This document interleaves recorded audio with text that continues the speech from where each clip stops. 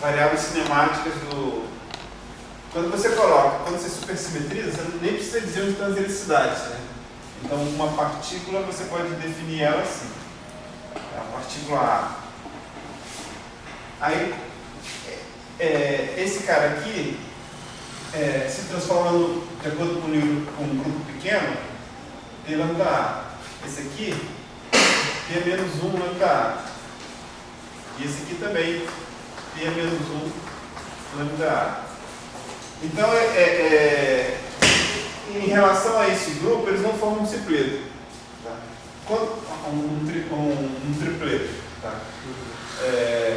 Mas se eu fizer o que a gente chama de uma integral de Fourier no lambda,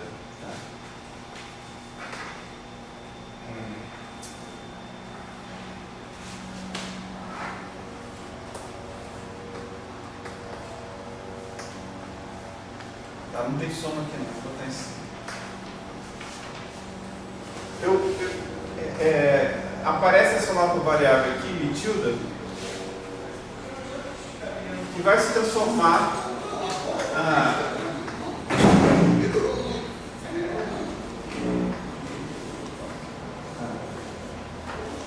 e aí eu tenho um tripleto, mas não só isso, na verdade, os geradores da teoria conforme, geradores da simetria conforme, eles vão ficar, eu não anotei aqui, mas quando eu faço essa troca aqui, é equivalente a eu trocar dentro dos geradores, né, eu trocar lambda por tilde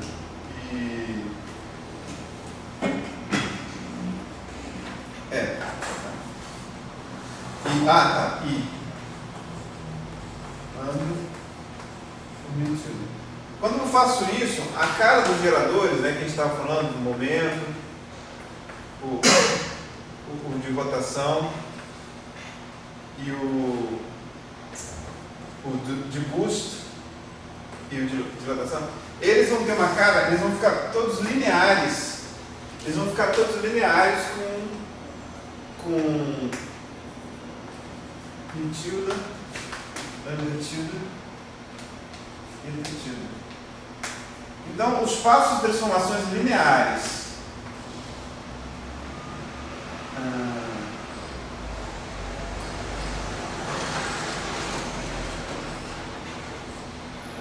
olha, aqui é a parte bosônica, né? Estou olhando para cá.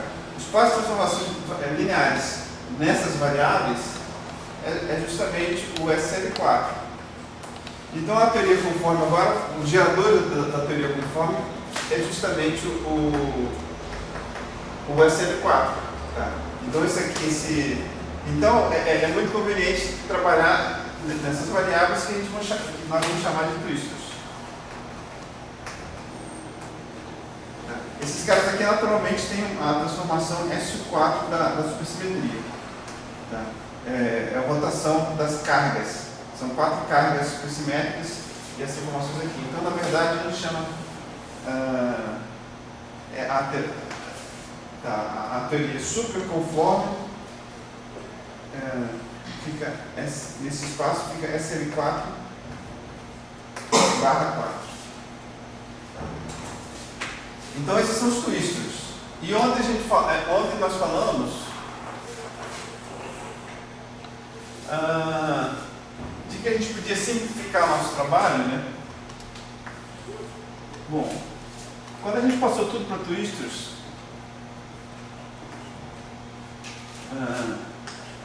a expressão final ficou isso. Aqui tem os menores, né?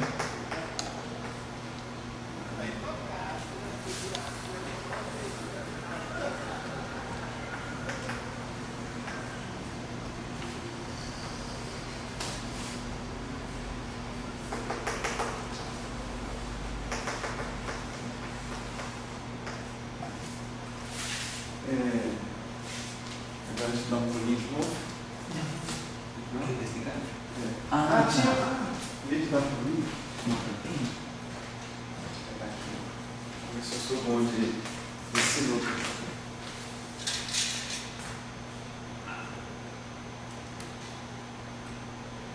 Fica de novo. Sim. Agora vai ser 2 vezes. Obrigado.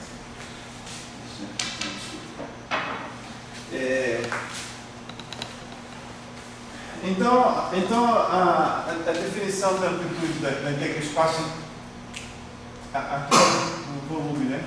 O volume do GLK. É assim que ficou, de uma forma bem simplificada no espaço de twists, né? A gente vê o seguinte, bom, esse C aqui, ele contém lambda, né? Então por que a gente não escreve logo assim? A gente aproveita aqui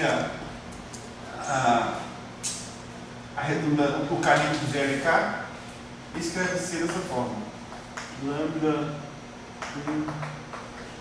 N, né? Claro, tem um índice, né? Entre 1.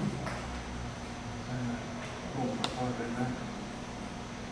1, 2, lambda, 1, 2, 1. E essa parte aqui a gente vai chamar de C chapéu. Tá? Quando a gente escreveu sobre C chapéu, esse espaço então, C chapéu, é perpendicular ao lambda, ao plano definido por lambda. E essa expressão aqui, então, acabava aqui a simplificar. O que eu fiz? Né? C.W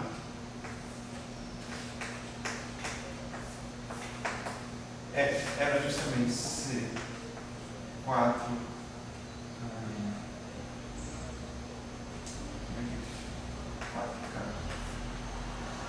C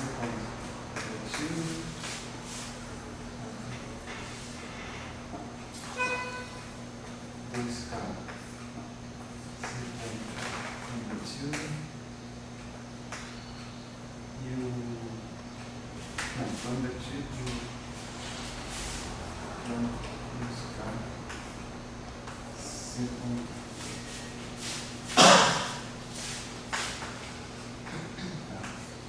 É isso que é o nome da 4K, né?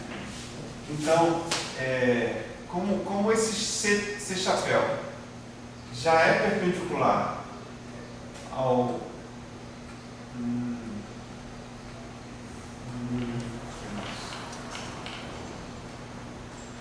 lambda, a gente já usou aqui, e como eta também é perpendicular ao lambda, a gente já pode usar de uma forma mais simples, tirou 4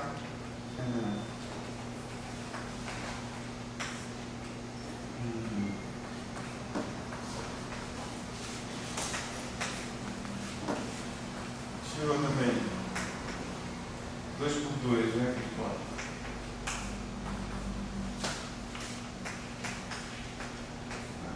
Então esse cara aqui a gente pode imaginar desse aqui. Aí aparece um jacobiano, que a gente vai agora transformar. A gente resolveu transformar metilda para o espaço perpendicular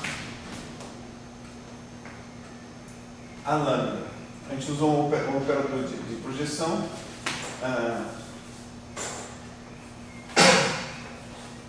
Q. Esse operador era definido de tal forma que Q vezes lambda igual a zero. Esse operador Q, né, sai Cn para Cn. Então ele pega combinações de lambda e acha combinações que são perpendiculares a lambda, né? Então eu defini meu μ assim e defini o lambda tilde. Não, o lambda tilde. Não. O eta tilde.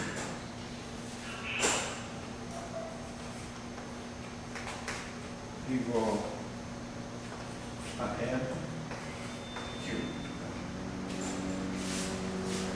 Então, esse cara aqui, C eta tilde. A parte de C, da qual os lambdas pertencem, eu coloquei do lado de fora. Está aqui. Então, a parte que resta já é perpendicular à lambda. Então, é muito natural também usar o produto, né, que não vai interferir em nada, de eta tilde que é perpendicular à lambda, né? No outro vai dar zero de qualquer maneira. Só que, escrevendo nessa linguagem, esse Q aqui, ele tem um jacobiano, ele não é uma expressão simples para você passar para mil.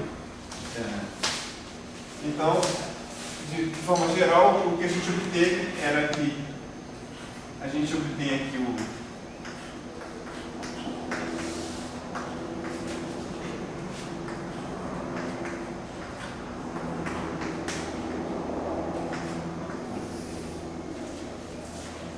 os menores. Agora, antes era isso aqui era uma matriz K por N. Tá? Os menores eram então determinantes K por K. Mas agora, quando eu vou trabalhar só na matriz C, isso aqui é K menos 2. Eu vou chamar de K chapéu.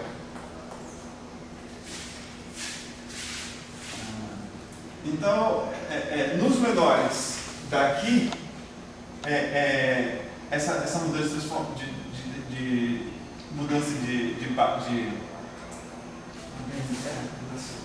essa mudança de base aqui, né? Você vê que, por exemplo, no primeiro elemento e no segundo elemento estão aqui, né? Então, isso vai levar a uma fatorização. 1, 2, 2, 3, N, N. E aqui vai restar uma integração no espaço K chapéu, né? K menos 2 vezes N de C chapéu. Tá, já quebramos o calibre aqui da Grassmanniana, uma Grassmanniana menor. Tá,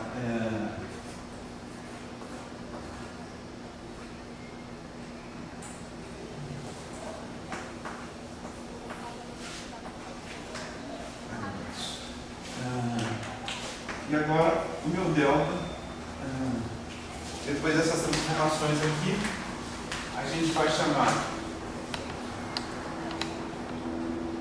esse aqui que é o momento twist.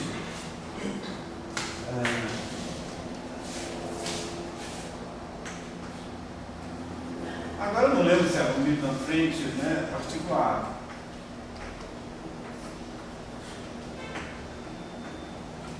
Agora quem está em cima e quem está embaixo é significante.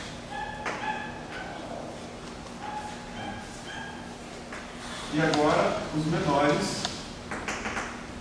cachoteu,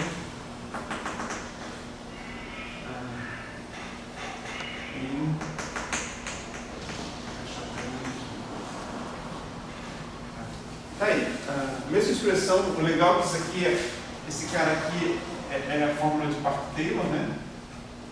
Esse aqui então seria o MHD do Park-Taylor, quer dizer, nível de árvore.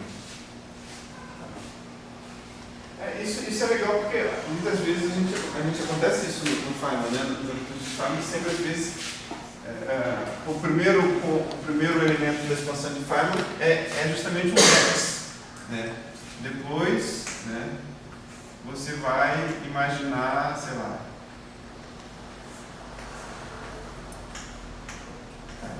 diagrama de Feynman. Então, esse cara aqui, esse primeiro loop aqui, mas você tem um vértice ali. Então, no final, às vezes, no final da expressão, você consegue fatorizar o vértice. Aqui e aqui uma expansão, sei lá, você pode definir como um lambda de escala de energia. Então tá aí. Quer dizer, então tem um pouco disso aqui. Tá. Então, nós falamos do momento. Então, essa é a revisão do momento twistor. O momento twistor, o Z. Ficou mais claro? Não, sim. Eu entendi. Agora eu entendi mais ou menos a sua definição. Só queria tentar ligar com o que eu conhecia. Matemático, né? Porque o que eu conhecia da definição de twistor, mais assim, geométrica, dentro do espaço de Minkowski complexificado, a coleção de alfa planos. São aqueles planos que são gerados por bivetores autoduais. E aí eles definiam um twist dessa forma. Eu já peguei o livro do Glenn Close para ler uma vez. Na época eu não conhecia nada disso também, não entendi muito. Mas um pouco viajou de alguma forma. Mas esse Hodges eu acho que é a ponte para esse conceito matemático e físico. Eu acho que é a mesma coisa, só que talvez o físico ele simplifique. Tem muita coisa que parece igual, só que eu não consigo fazer a ponte assim, simplesmente presta atenção.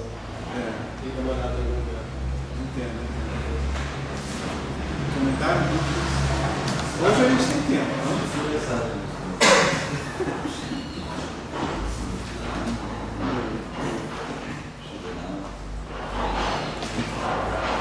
Então tá. Bom, mais uma coisa que eu queria só revisar que foi ocorrido ontem. Como é que a gente aparece, como é que o espaço visual aparece? Eu vou começar de um jeito diferente do que eu fiz ontem. Bom, eu vou dizer o seguinte: em primeiro lugar, que eu posso escrever, né?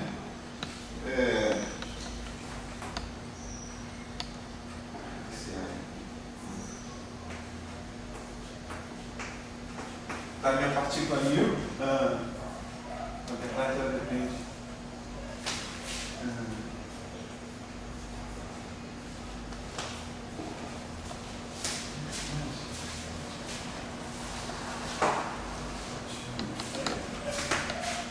Ela carrega mesmo.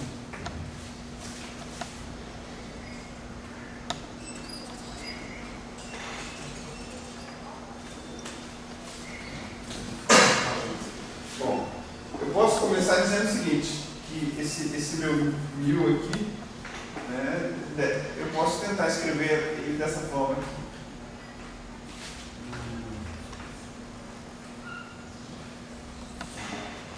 Essa contração aqui a contração do grupo SL2 aqui, tá? Um epsilon, alfa delta, x, alfa, lambda delta. Onde será azinho? Vai no x? E eu observo que existe uma redundância. Oi? Onde será azinho? Vai em ambos. E eu observo essa redundância de que o xa mais o momento da partícula A igualmente me definiria isso aqui. Tá?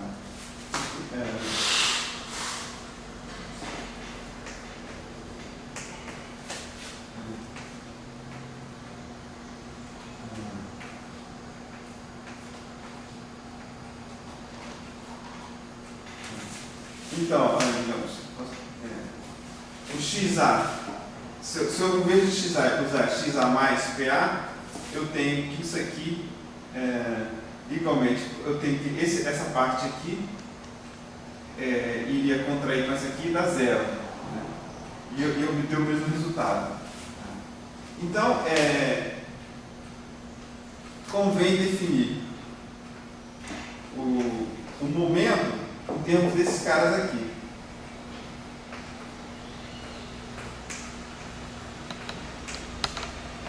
Como uma diferença.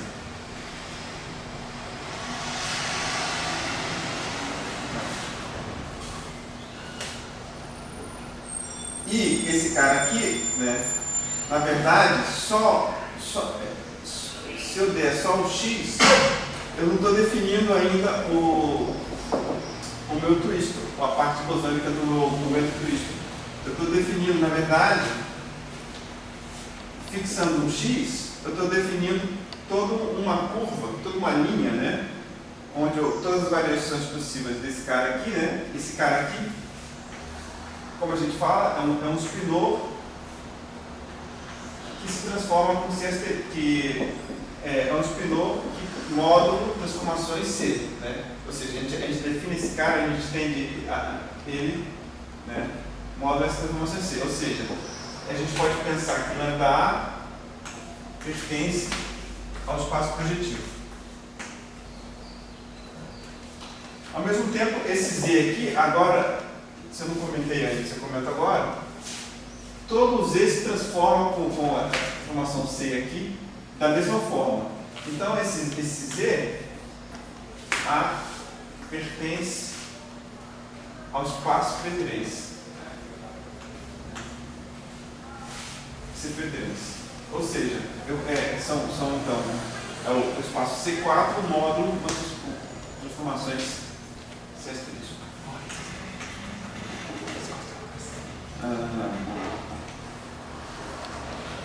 Então, esse cara aqui é um ponto CP3. Mas, se eu lhe der fixar esse X aqui, eu estou definindo um ponto, eu estou definindo uma linha toda. Todos os valores possíveis de lambda A formam a linha CP1, né, em CP3. Então, essa linha CP1 define, né, em algum lugar está um ZA.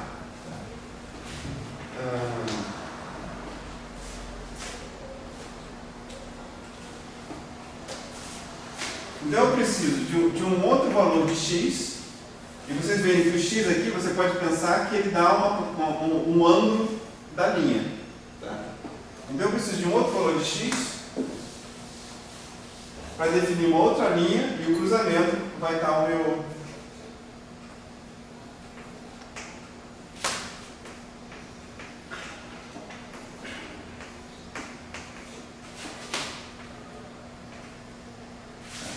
Então, com outro valor de x, eu defino exatamente quem é o meu ZA.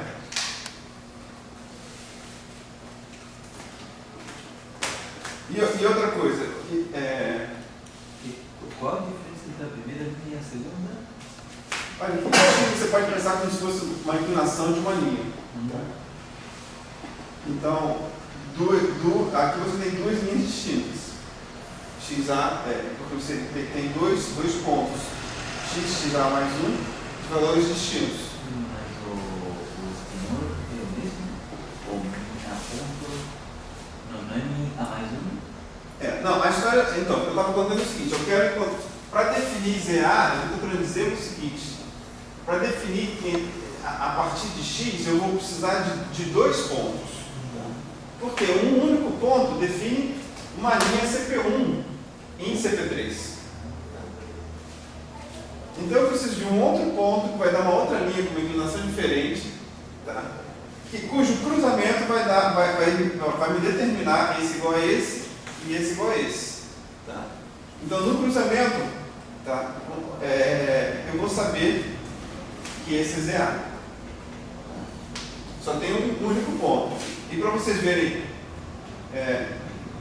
e ainda mais, né? Se esse é o mesmo ponto, se agora o XA e XA mais 1 eu consigo definir ZA de forma que é um único ponto, o que acontece? Se eu subtrair eles dois, eu tenho 0 igual XA.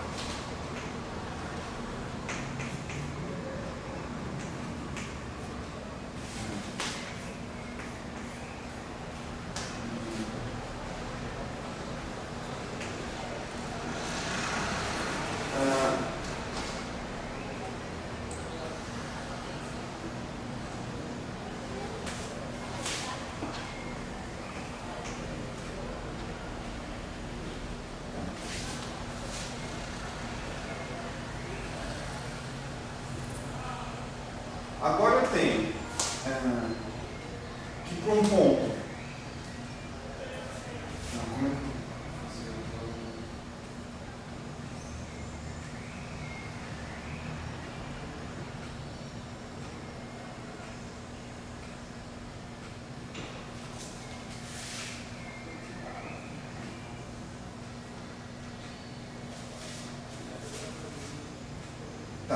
Tá, isso aqui tem essas.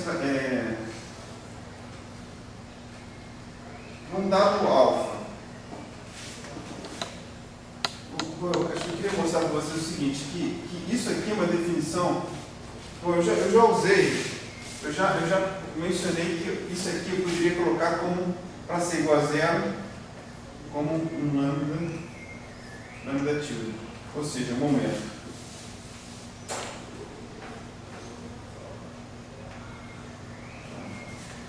E aí o lambda tila vai contrair e vai dar 0. Mas mais ainda, acho que nessa definição, acho que não tem nada demais, né? Mas só para lembrar então, como esse cara aqui é o quadrado dá 0, então isso significa que a distância desses pontos é 0 numa geodésica do cone de luz.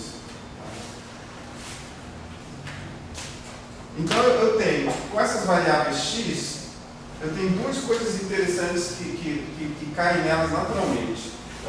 O fato da soma dos momentos igual a 0, a energia momento, conservação de energia momento. Aqui sai uma soma dessas diferenças, vai dar 0. E uma outra coisa interessante é que elas naturalmente estão no cone, a distância delas é 0 no cone de luz. Né?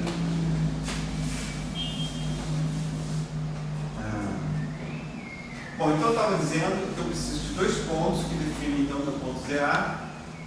Um outro ponto aqui vai definir A mais 1. Tá? Então, essas retas vão estar ligadas ao XA no espaço dual.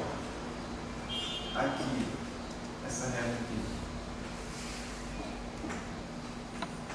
XA mais 1.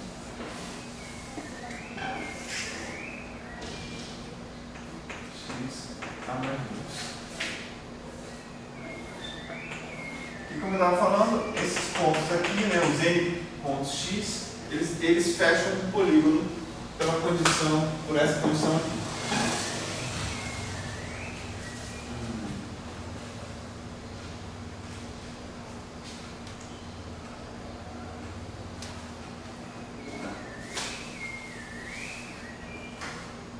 Então, por outro lado, eu posso pensar que no X aqui, eu preciso de dois pontos no espaço de Twistor para definir a reta que define o X.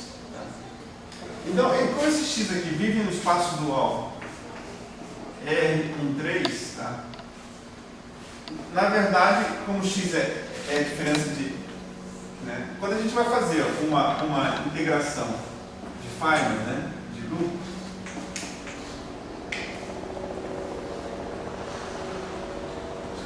de L, né? Esse momento aqui a gente pode definir como a gente vai integrar.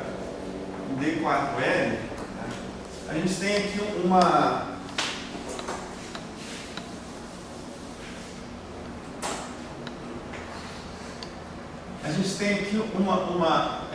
liberdade para definir quem é L. Eu posso dizer que L é esse cara aqui. Tá? Ou eu posso dizer que L é esse cara aqui. E depois aqui digamos, partícula 1, 2, 3, 4. Eu posso iniciar dizendo que esse aqui é L, esse aqui é L mais P1, L mais P1 mais P2, L mais P1 mais P3. Ou eu posso dizer que esse é o L, esse é o L mais P2. Então vocês veem que tem essa liberdade, né? Essa liberdade aqui fica bem tranquila quando eu vou para o μ, porque o μ já é a diferença entre eles. Né? Então existem vários gráficos de Feynman que você calcula o integrando para cada gráfico de Feynman e depois você não consegue juntar eles, porque cada variável de momento, né, é definida de um jeito diferente. E quando você escreve nesse espaço dual aqui, todas elas com jeitos diferentes ficam iguais. Né? Então, uma integração no espaço dual é simplesmente dx4. Tá? E aqui os quatro propagadores. Né? Então, ele é muito interessante. Então, voltando para o nosso espaço de variáveis no shell. Se eu quero ter um loop, eu preciso ter um XA, né? Porque um XA e para ter um XA como se diz, de liberdade, né? Eu preciso ter 4 graus de liberdade escritos no XA. Ou seja, eu preciso ter 2 pontos dos quartos EA para serem integrados. Então a gente vai ver isso daqui a pouquinho. Mas isso vai definir o método atual no Amplitude Hidro para fazer cálculo de lucros. Ele está um pouco discrepante com o que a gente já faz nos diagramas do Shell, mas parece que essas coisas já estão mudando. No mês passado surgiu um artigo que eu acho que já promete fazer uma abordagem, já tem uma abordagem bem diferente e para mim mais coerente com o resto do trabalho deles. Né? Não está errado isso, essa proposta deles, né? De lucro. É apenas que não, para mim, falta um pouco de coerência no conjunto do trabalho. Mas, indo em direção ao Amplitude Hidro, a gente tem que imaginar o seguinte: uma das motivações do Amplitude Hidro, será que já dá para usar o computador?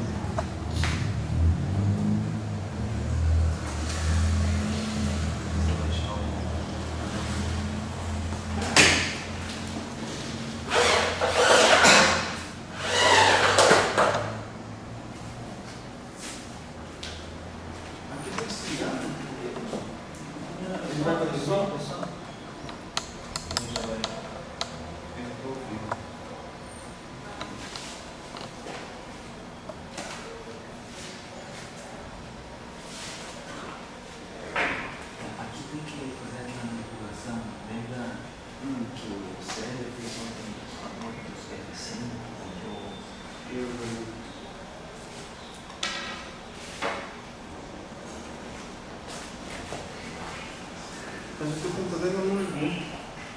Foi?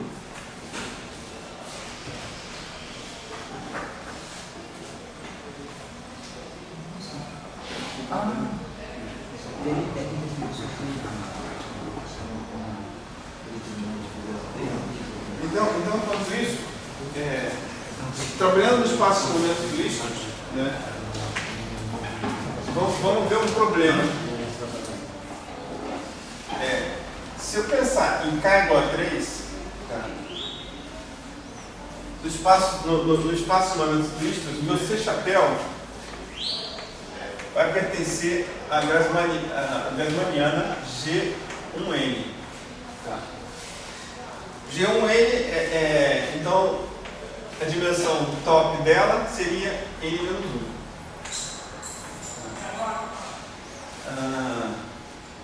Outra coisa que a gente vai ver é o seguinte: só para lembrar,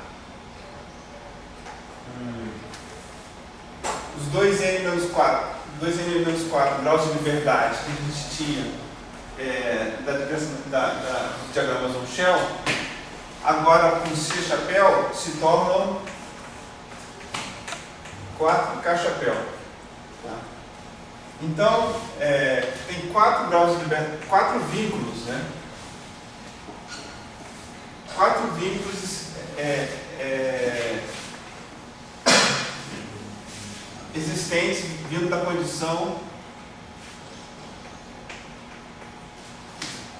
C chapéu Z. E o que mais? Então, se eu pensar em termos de N igual a 6.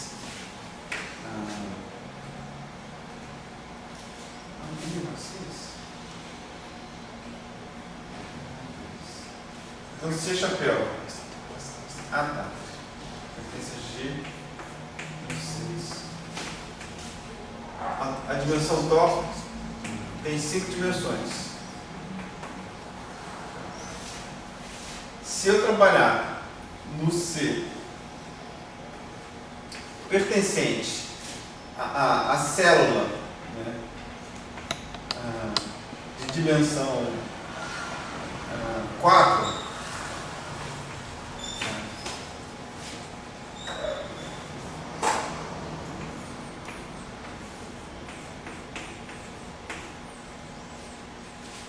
Então, o que eu estou dizendo é o seguinte, que a dimensão de C é igual ao número de vínculos da minha teoria. Então, significa que eu não preciso nem calcular, nem fazer nenhuma integral. Tá? Diagramas desse tipo,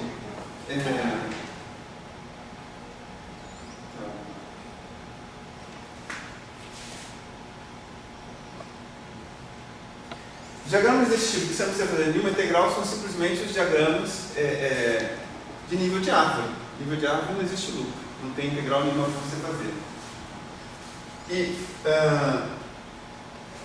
no nível de loop de 6 partículas, né, a gente pode pensar, acho que isso eu queria mostrar aqui, né, não sei se já está quase indo. Tá? Mas a gente, vamos fazer aqui, 6 partículas. Aqui, é só que eu mostro aqui. 6 partículas, K igual a 3, nível de árvore. Como é que eu vou fazer? Como é que eu resolvo isso? Eu vou ter que usar a recursão BCFW. Tá? Então eu vou fazer a soma de todos os diagramas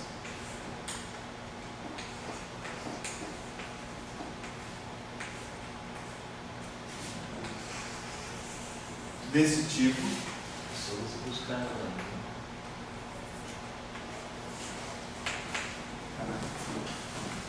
Então, aqui com N left elementos e N right elementos. Tá bom? E lembrando, digamos, partícula 1, partícula E, partícula 6. 1, 6. A gente escolheu aqui como referência essas duas partículas. De certa maneira, quando a gente escolhe como referência essas duas partículas, a gente quebra a propriedade cíclica do momento tuístico. A gente está nos longos. Agora vamos ordenar o dia. Date.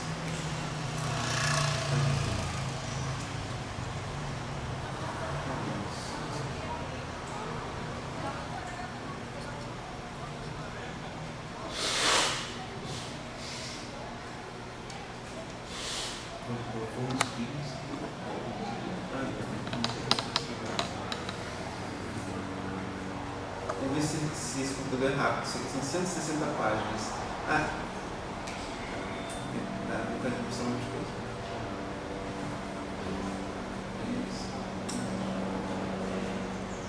Tá aqui. Agora o full screen. Não é isso. Ctrl L? Não viu? Ctrl L? Ai. Agora Ctrl mais. Tá aqui. Então tá aí. Fazendo então esse processo recursivo do BCFW, né, todas as amplitudes, né, como é que era aquela história, você vai lembrar? De NL com NL mais NR igual a N mais 2, no nosso caso 8. E outra coisa, KL mais KRight igual a K mais 1, no nosso caso 4. E os loops? Não, entre level, então esse aqui tem que ter 0 loops, esse 0 loops. Tá aí. Então, fazendo isso, ele vê o seguinte, que só tem... que bom. Tinha um projetor outro dia que via na nossa cara, está no alto, fica ótimo. Então você vê, você pegando a partícula 1 e 6 como referência para fazer aquele shift BCFW, né, que a gente fez, para ter aqui um chapéu e 6 chapéu, fazendo isso você tem partes para aquele caso A3 e A5, né, porque a soma tem que estar 8 partículas, A3, A5, A4, A4 e A5, A3. Só tem 3 possibilidades.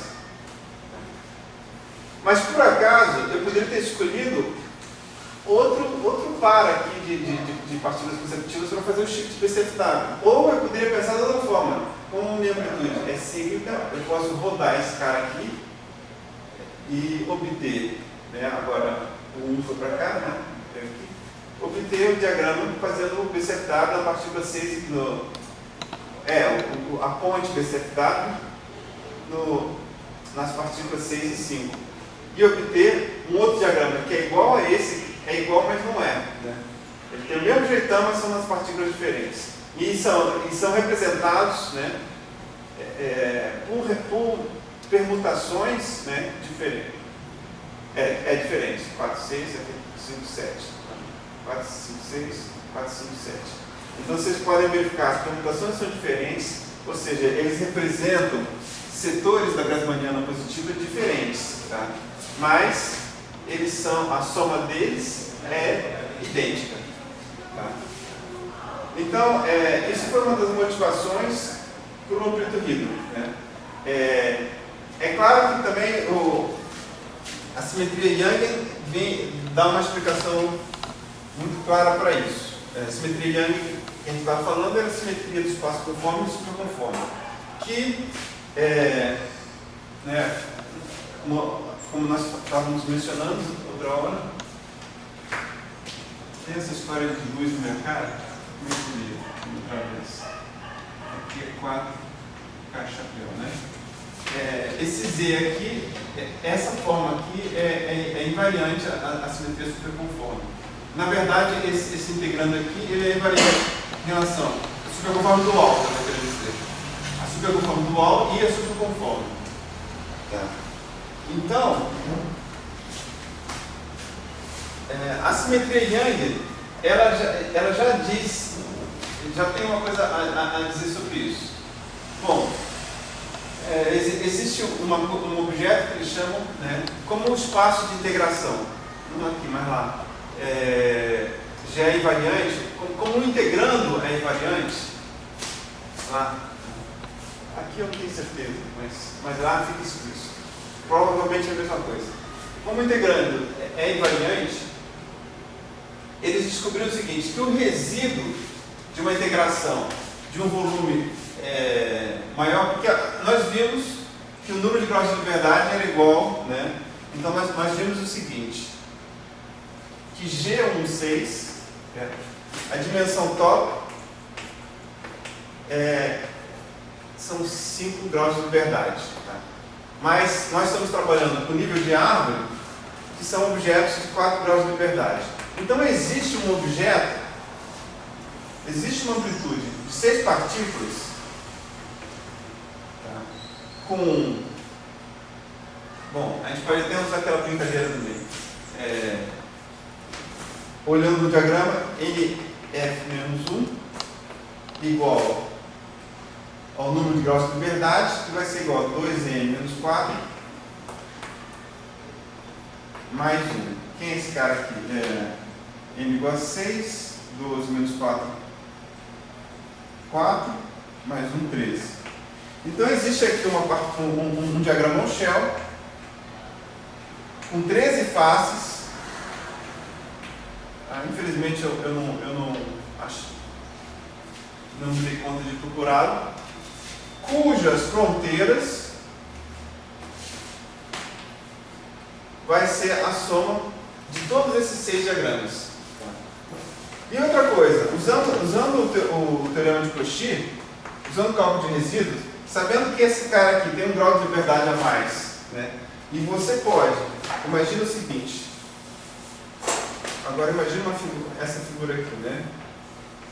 Cada face é um polo, é onde está o polo, né?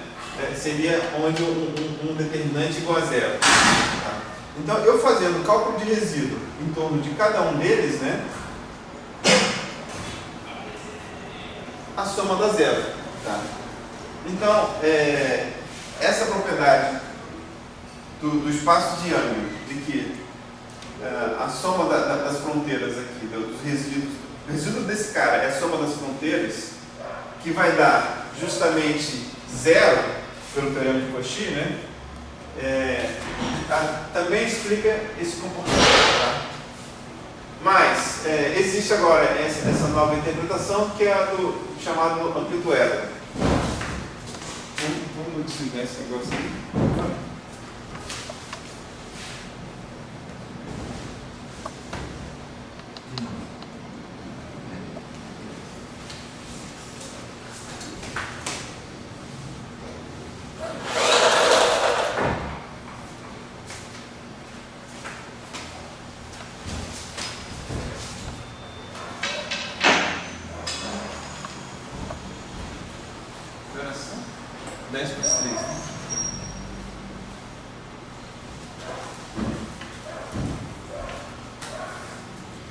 Então, a ideia do Pituero é imaginar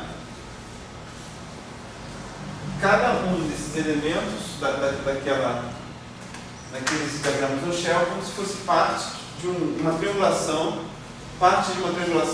de um volume chamado Pituero. Então vamos começar de uma forma mais simplificada.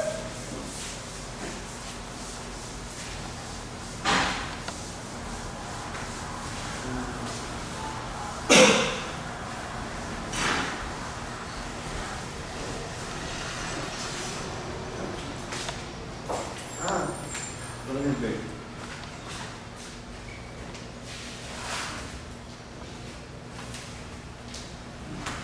Esses caras aqui, né, agora que eu lembrei, essa soma aqui a gente viu que deu 3. A gente viu que deu 3 diagramas no chão, né? E a gente chama esses objetos que você não precisa fazer nenhuma integração, que são nível de árvore, a gente chama de variantes Young, tá? Não tem qualquer simetria Young ali, não vai mudar nada. É uma variante Young. E que combinação de momento twist a gente pode fazer para gerar um variante Young? Tá? Existe uma única combinação, que é essa aqui.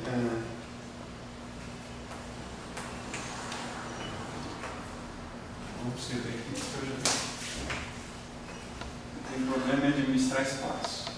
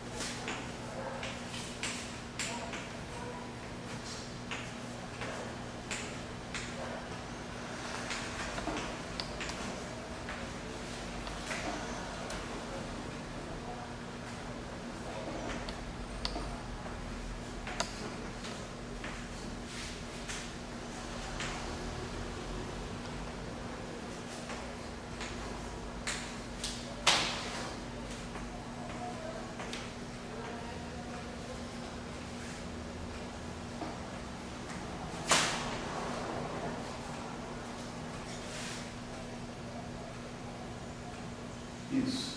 Tá.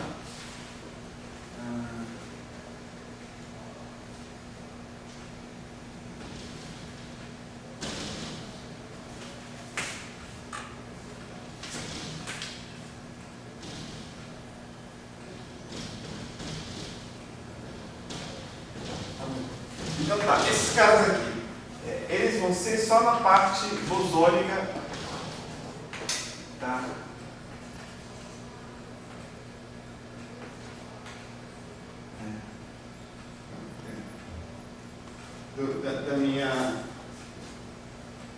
Do momento twist.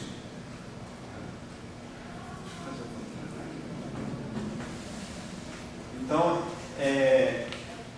esse aqui é um determinante, né?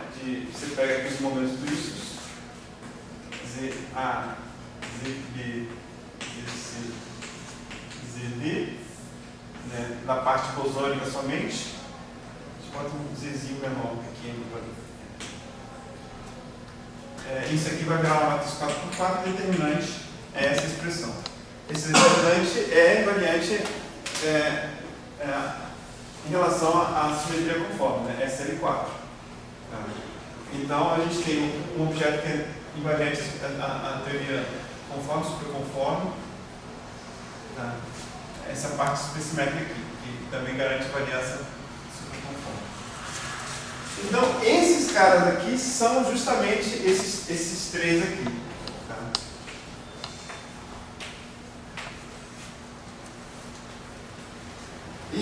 existe um outro elemento que representa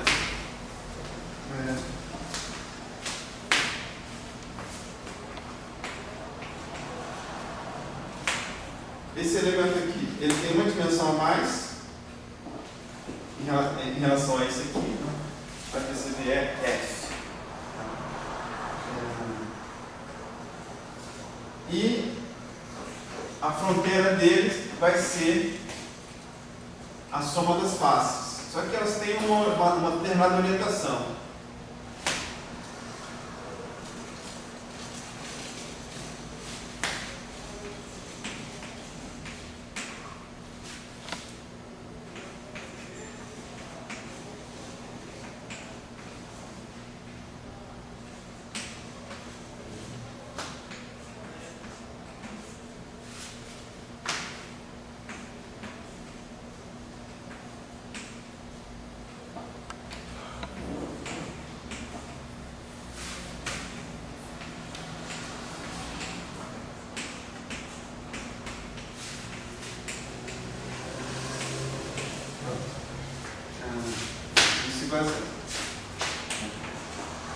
Isso é a mesma coisa que eu tinha dito anteriormente.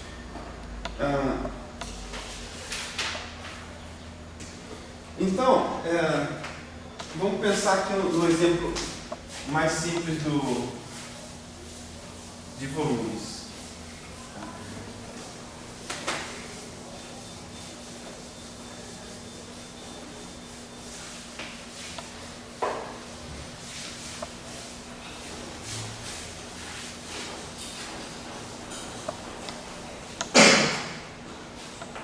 Triângulo, caso mais simples.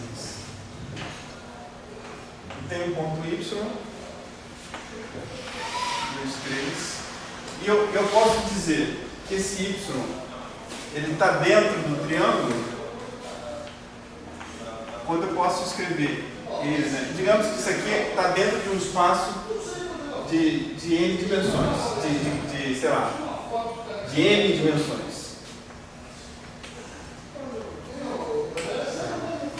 Então, essa coordenada I aqui vai nesses índices de 1 a N.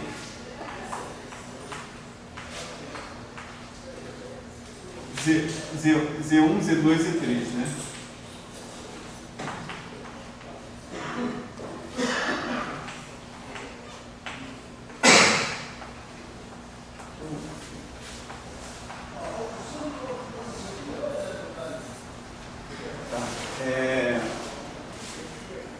Então eu posso dizer que na verdade eu estou definindo Y e essa figura aqui dentro de um espaço projetivo.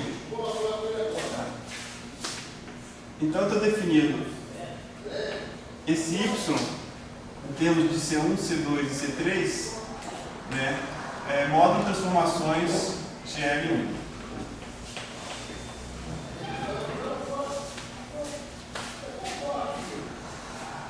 Então esse Y está dentro dessa figura quando C1, C2 e C3 é positivo.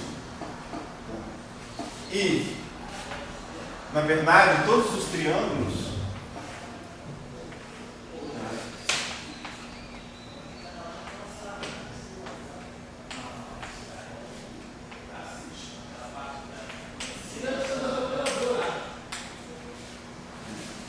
na verdade, M igual a 3.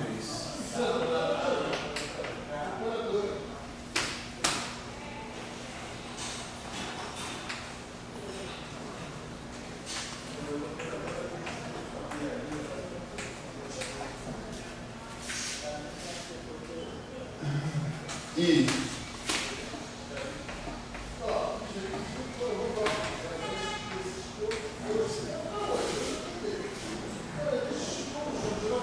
numa generalização para o espaço G, L, KN, eu vou pensar num novo momento turístico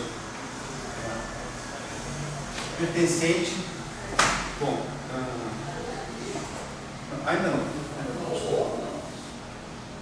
Vamos para um outro caso um pouco mais complicado. Um polígono.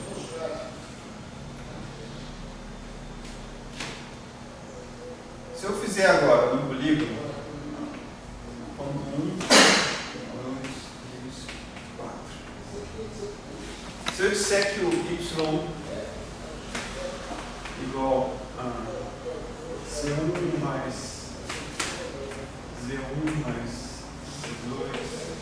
Z2 mais CN,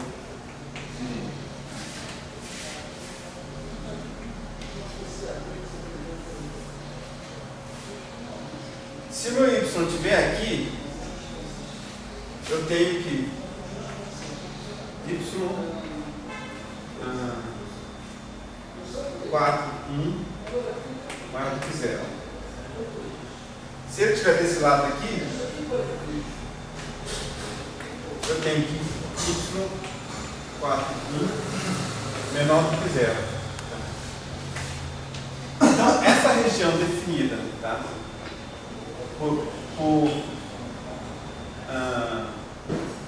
Pelos pontos 1 e 4, né? Ou seja, caso o y fosse uma combinação, né?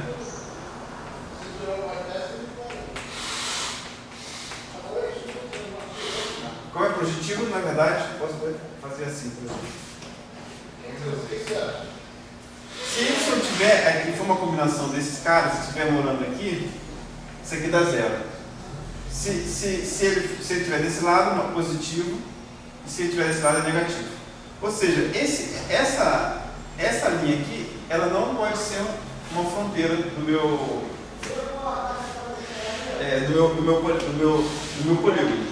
Então, somente as fronteiras guardam a noção de positividade que a gente tem usado nos nossos trabalhos. O que é a noção de positividade? A gente está trabalhando sempre no setor da gasoliana, a certificação positroidal. Setores da gasoliana onde os determinantes, os menores de colunas consecutivas, eram positivos.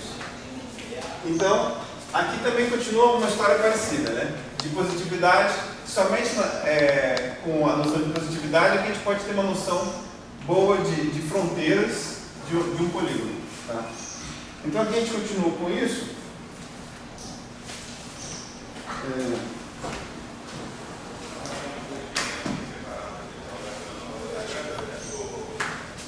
E vai ser um elemento importante junto com o conceito de você ter o y dentro do polígono.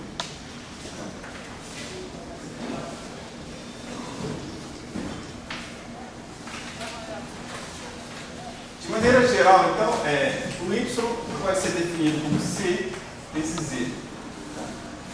Esse C aqui, esses caras aqui, na verdade, eles vivem num espaço projetivo. Ali estava G1N, né? G1,3, por exemplo. Mas agora a gente pode definir C pertencente a um G, K, K mais M. Esse M aqui vai ser justamente 4 para mais M. No nosso caso, a gente pode usar 2 para pensar no polígono. No caso do polígono é 2, a maioria dos outros casos é 4. É o nosso espaço-tempo. Ou, não espaço-tempo, no nosso caso, em relação aos blocos de verdade de lambda e μ.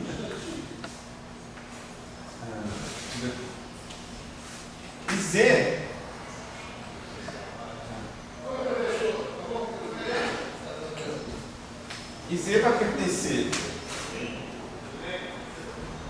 ao G.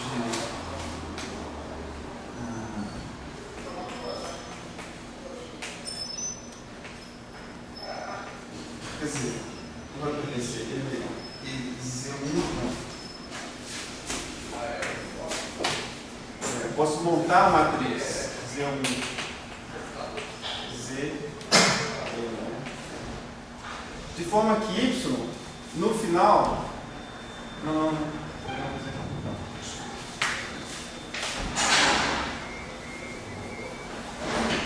aqui é N, aqui é K, de forma que Y vai pertencer a G, K, mais M. Então, vocês vejam que, na verdade, o Z, né, Z1ZN, Na verdade, o Z, eu estendi o meu Z para adequar. Como é que eu boto aqui?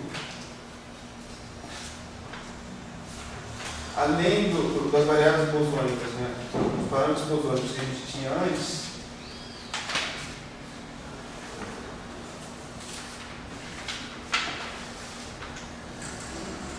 tá? Esse aqui que era o lambda e o μ, tá aqui, eu vou colocar aqui mais K elementos para formar 4, né? M igual a 4, por exemplo, vai dar esses 4 elementos aqui, e mais K elementos. Esses elementos aqui, a gente ainda está falando sobre volume, né? Só que está faltando, para eu definir o meu momento supertwist, para voltar ao momento supertwist, está faltando aqui adicionar o eta tilde. Né? Então, o eta, né? Na verdade, no momento supertwist é eta. Tá? Que varia no índice I ou índice A, né? 4 termos. Né? Então, eles acharam conveniente definir esses caras aqui usando uma outra variável grassmanniana para, junto com essa grassmanniana aqui, darem uma noção de volume. Índice I e índice 1, 2, soma aqui no índice, tá?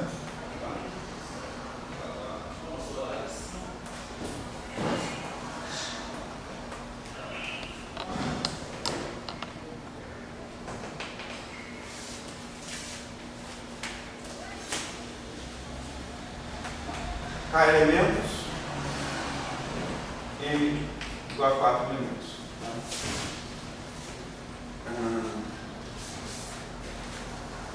Talvez a gente deva voltar um pouquinho e olhar o caso do polígono. No caso do polígono, como é que seria o cálculo do volume desse cara aqui? Eu poderia escolher o volume desse polígono estabelecendo como base esse elemento, esse ponto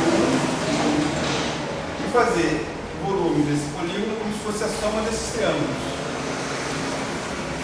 Isso aqui dá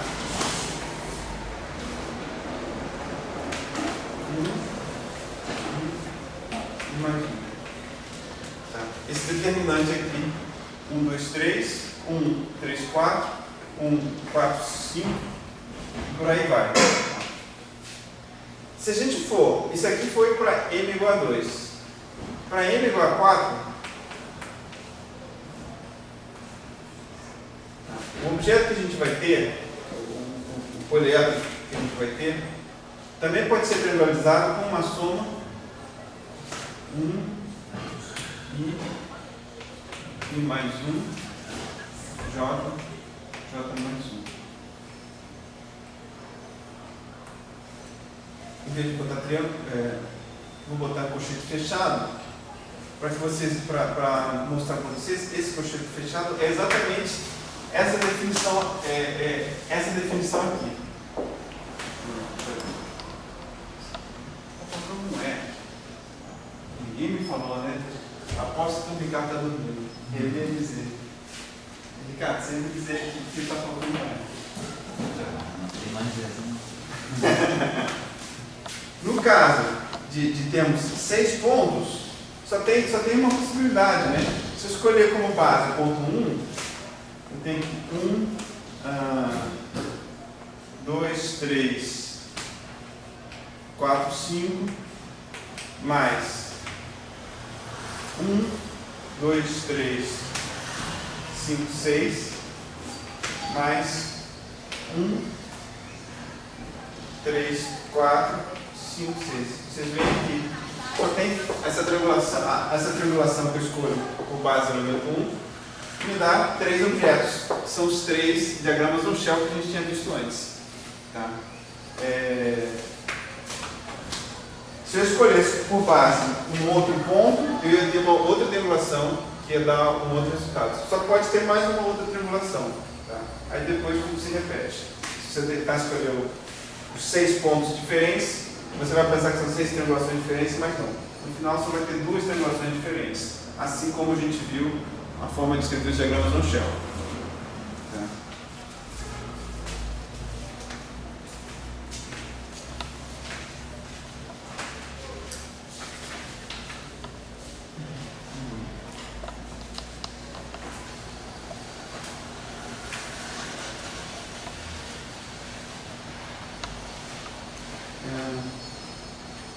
Bom, quanto tempo a gente tem aqui? 3, 10. Tá, então agora eu vou. Eu acho que essa é a essência do trabalho deles, né? Agora eu não sei se vale a pena ir para a parte numérica, quer dizer, para detalhes. Vamos ver que coisa mais interessante tem para falar sobre isso. Ah, tá. Loops. Ótimo.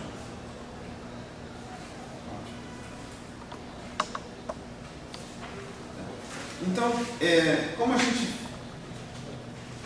tinha feito antes, talvez a gente possa voltar à história da recursiva, né? Uma amplitude de K velocidade negativas em partículas, a gente viu que poderia ser vista como uma soma de canais de factorização. Isso aqui significa amplitude, né? E aqui as partículas externas, né? A gente possa desenhar assim, né?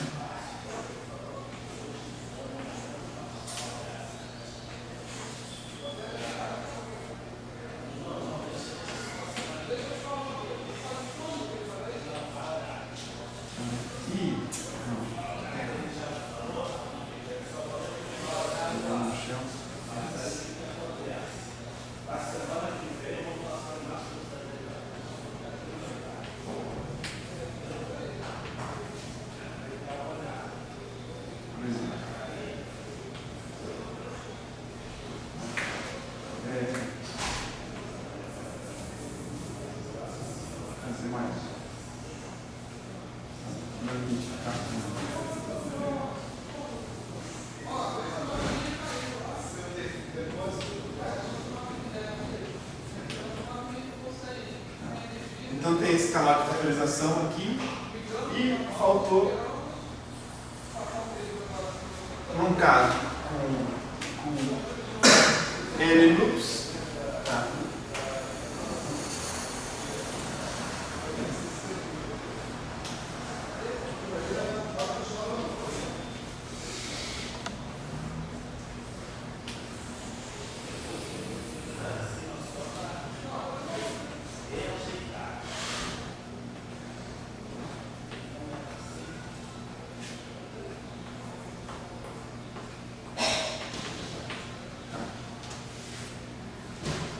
Então, eu posso pensar, nesse twister aqui a gente chama de A. E esse cara aqui de B. Estão somados? Obrigado. Uma soma sobre todas as possibilidades de NR mais N right igual a N mais 2 e K N mais K right igual a K mais 1 e L left mais L right igual a L.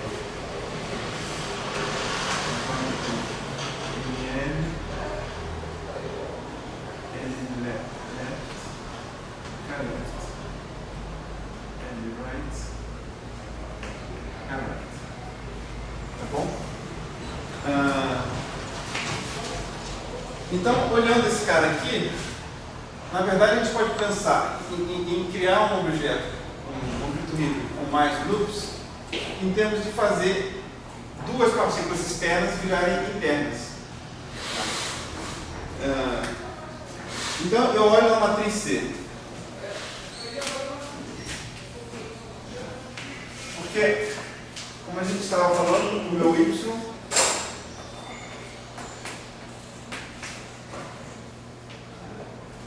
então tem dois elementos consecutivos aqui em Z, tá? Nessa coluna Z1 AZ, agora vamos dizer N mais 2, né?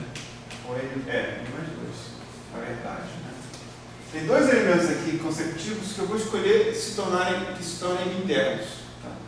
E por que eles são internos e eu vou integrar eles? Tá? Na verdade, o ser respectivo a eles, eu posso definir como eu quiser. Então, a minha matriz C, tá? Esse processo se chama escondendo partículas, tá? Escondendo essas partículas. Tá? A minha matriz C, que é uma matriz K por N,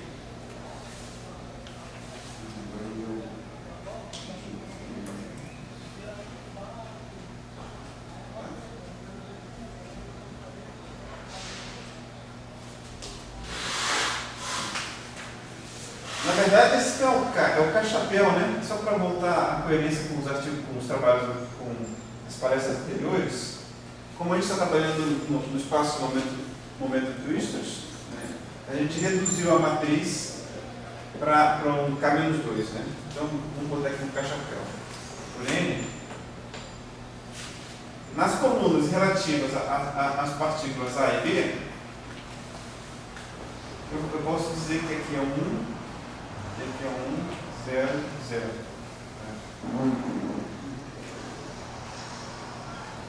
E o resto 0, 0, 0, 0.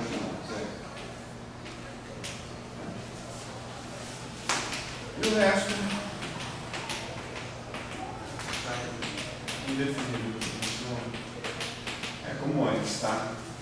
Ou seja, como eu vou integrar isso aqui, e como a gente estava falando, de novo, como é que integrar isso aqui significa um loop?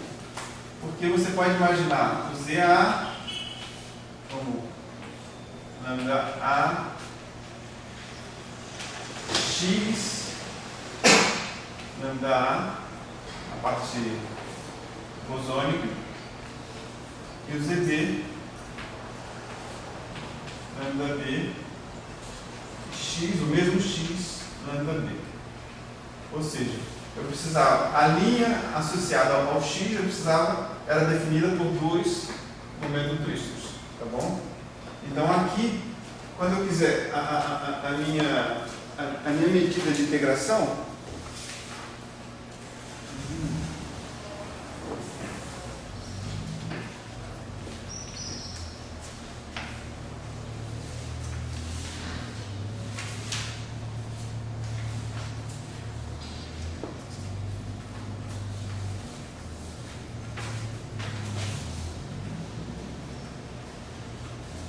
por exemplo,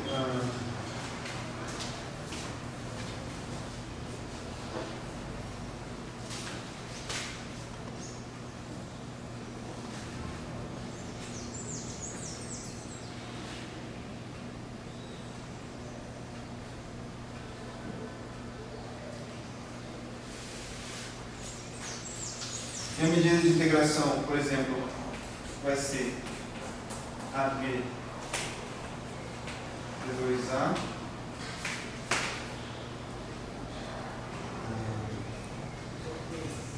não, acho que vou ficar em foco sobre a medida de integração. Mas dá para extrair. Em vez de eu imaginar que eu vou integrar, em B3, né, que é o CP3, né, ZA, B3, ZB, eu não vou pensar dessa forma, eu vou pensar que isso aqui vai fatorizar de uma forma diferente, em que eu vou botar lambda A, tá? A medida de integração é igual a lambda A, B lambda B, vezes lambda B, B lambda A,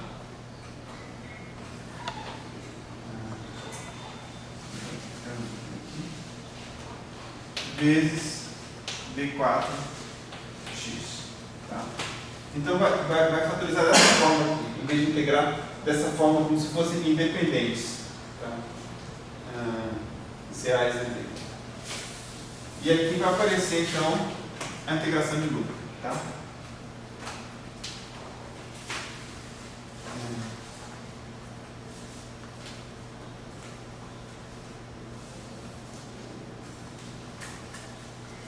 Então, eu estava mencionando sobre loops, né?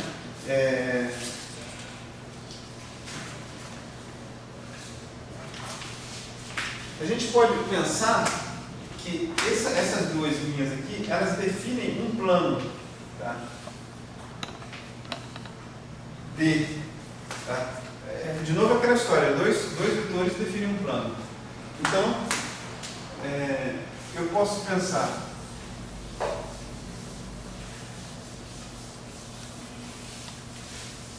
colocar esse plano, né? Aí ainda está um pouco misterioso para o processo, para falar a verdade. Mas os autores resolveram então expandir C, tá? Criar um C', que é N por N, onde aqui vivia a matriz C original, K por N, e aqui no espaço de N menos K dimensão, vivem planos de duas dimensões, que são os Ds. Um para cada ordem de loop que a gente fizer. De forma que quando a gente fizer Y igual a C, Z, a gente também pode generalizar, né? Então, é um novo Y. Tá, então, vamos esquecer esse primo aqui, mas já vamos pensar que é um novo Y. Tá? Onde a parte superior de Z, né?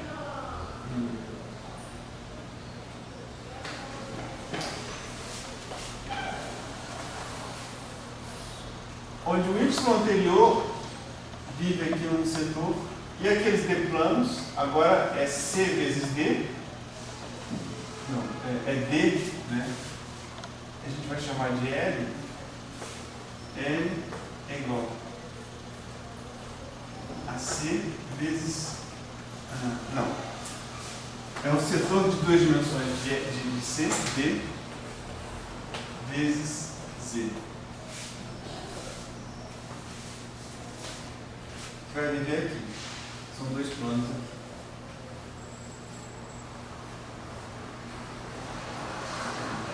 Então esse objeto que nessa matriz que contém os dados vive no espaço, na verdade agora de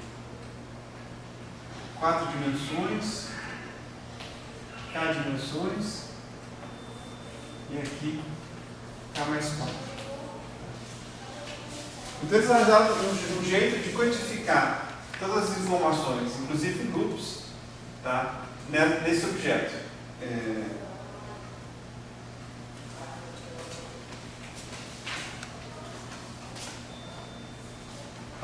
Bom, de novo vocês veem, né, que existe um número limitado de loops que você pode fazer, né? Assim como existia um número limitado de diagramas on-shell com ordem de loops aqui. Por quê? Porque o restante você fatorizava, virava integrais, né? Toda vez que aparecia uma bolha no diagrama on-shell, você simplesmente fatorizava do restante na integral. D.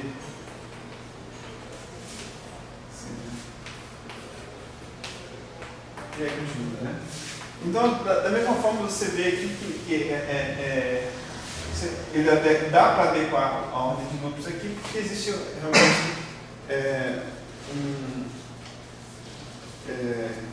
porque realmente é limitado a quantidade de loops que você pode escrever, que não são loops que não são emaranhados com a diagramática e a estrutura grassmanniana, né?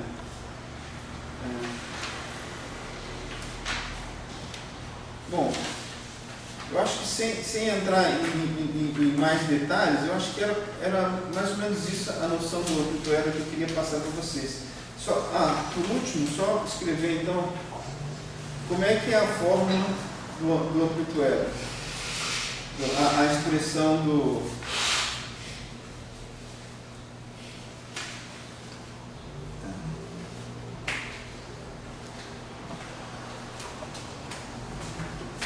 Bom, ainda não está muito claro a métrica, mas, por exemplo, a métrica do volume de integração, você teria que pensar ela, né, como se fosse uma soma sobre as várias tribulações. Né? Por exemplo, que estava falando de 1 I mais 1 J mais 1. Então, eu acho que não dá para escrever exatamente como é que é a métrica. De uma forma geral,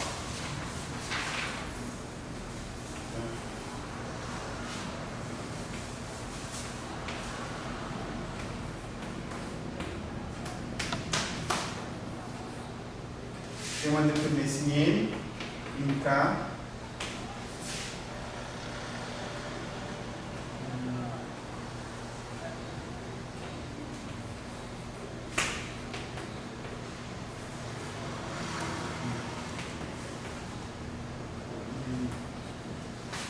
triangulações do...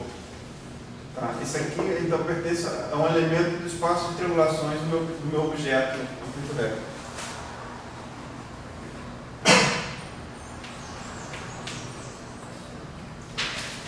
E a amplitude, então, olhando para um desses elementos, a amplitude vai ter essa cara aqui.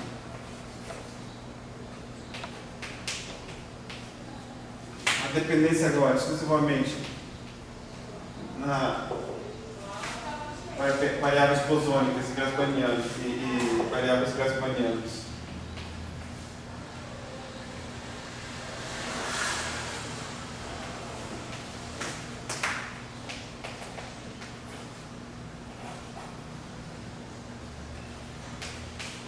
Tá, essa aqui também eu tinha mencionado que eram variáveis grassmannianas. A gente integra sobre eles a métrica e uma condição de delta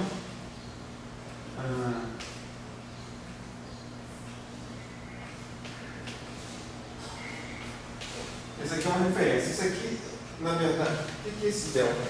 Esse delta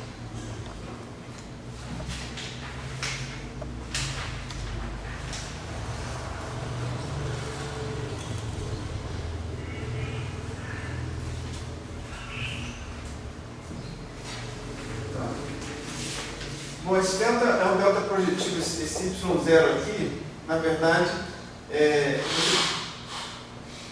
esse delta ele tem que levar em conta as rotações que você pode fazer nesse Y0, que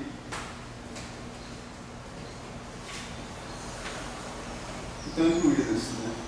Então, eu acho que era isso que eu queria dizer para vocês. Né?